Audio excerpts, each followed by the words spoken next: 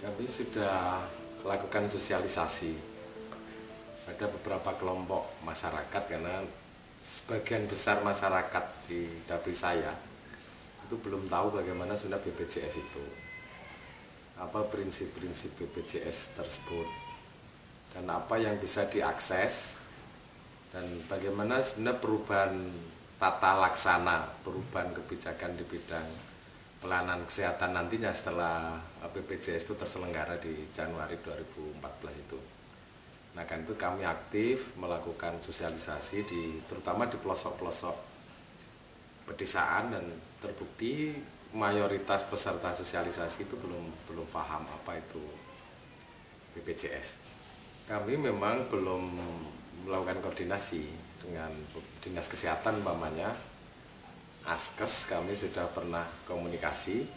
Jadi ketika sosialisasi kami sendirian belum melibatkan Dinas Kesehatan maupun Askes yang nanti akan berubah menjadi BPJS Kesehatan tersebut di tingkat Banyuwangi umpamanya. Kami langsung ke kelompok-kelompok masyarakat dan kan itu mempercepat ini.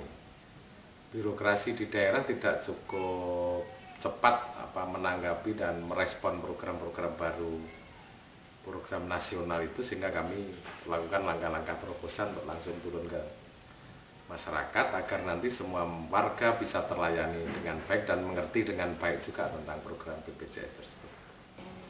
Mestinya pemerintah daerah harus berperan aktif untuk melakukan sosialisasi itu ya.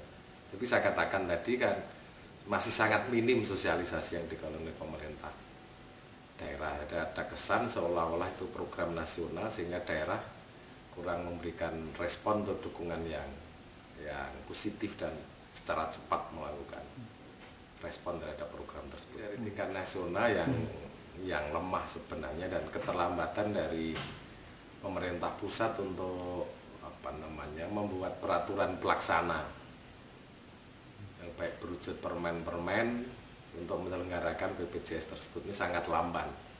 Jadi koordinasi antar kementerian masih sangat lemah sehingga memperlambat kerja-kerja teknis yang mestinya harus segera selesai, tapi sampai hari ini masih banyak tunggakan-tunggakan masalah. Belum banyak ini, pihak-pihak rumah sakit juga belum banyak menata langkah dalam menyongsong BPJS 2014 nanti.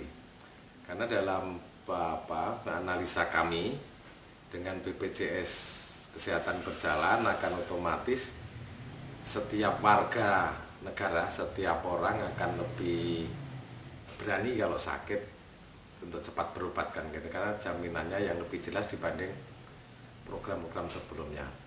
Jadi animo masyarakat untuk berobat pasti tinggi, tapi sarana-sarana yang ada itu tidak ada peningkatan, sangat minim peningkatannya.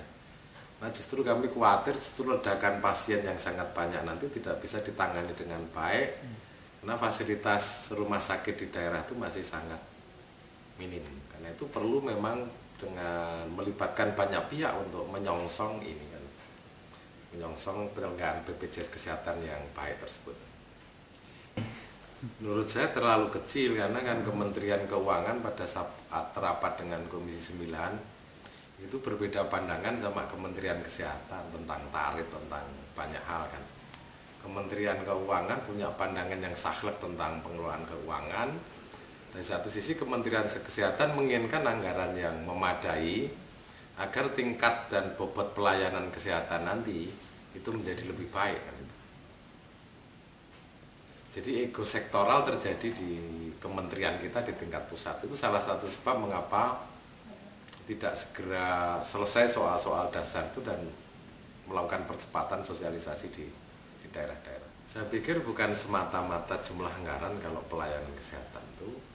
Yang utama adalah tingkat kesadaran warga terhadap kesehatan. Yang kedua juga tingkat spirit atau kerelaan di kalangan tenaga kesehatan di dalam menyongsong dan menyukseskan program ini. Tapi kalau watak di kalangan tenaga kesehatan itu watak komersial semata, sebesar apapun dana yang dikucurkan untuk program-program termasuk program kesehatan, pasti itu tidak akan berhasil. Jadi saya pikir kuncinya bukan semata-mata jumlah anggaran, tapi memang mesti ada kesadaran baru di kalangan tenaga kesehatan dalam menyongsong program ini. pelayanan, jiwa pelayanan itu harus ditonjolkan, ditegakkan dibanding watak untuk sekedar meraih untung di dalam profesinya. Saya bukan menariknya, tapi terjadi diskriminasi pelayanan kan gitu. Cobalah lihat di rumah sakit pemerintah itu ketika melayani pasien Jamkesmas kan beda pelayanannya sama yang pasien orang-orang kaya. Jadi terjadi memang diskriminasi dalam pelayanan kesehatan kan gitu. Jadi masih melihat siapa yang datang, siapa yang sakit. Ya harus pemerintah membangun paradigma baru. Bagaimana punya tenaga kesehatan bertindak yang profesional. Yang profesional itu artinya tidak melakukan diskriminasi dalam praktek pelayanan. Itu menurut saya sangat penting. Melakukan pendidikan di masyarakat sebenarnya tentang hak sehat yang diatur di dalam konstitusi sebenarnya. Karena sehat itu adalah hak setiap orang, setiap warga negara, dan merupakan kewajiban negara untuk membuat warganya sehat kan ini.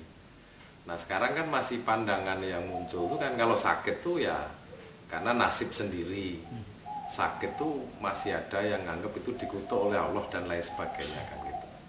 Tapi tidak ada pemahaman bahwa sakit itu menjadi tanggung jawab negara dan sehat itu juga menjadi hak rakyat kan ini. Inilah yang sering saya lakukan ketika dialog-dialog sama warga agar mereka memahami bahwa hak dia harus dilayani oleh penyelenggara negara. Jadi bukan sekedar minta belas kasihan pada negara, tapi memang negara wajib menyelenggarakan sistem kesehatan yang baik agar rakyatnya menjadi sehat.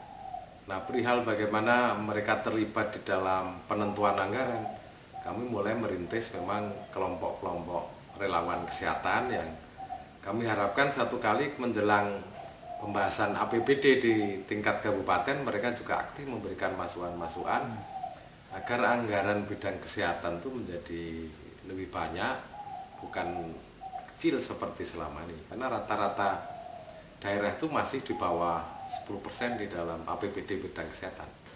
Di Undang-Undang Kesehatan kan diamanatkan APBN itu 5%, APBD itu harus 10% dari ini, dari nilai total APBD. Tapi dalam praktek masih jauh dari itu, masih sangat sedikit APBD bidang kesehatan.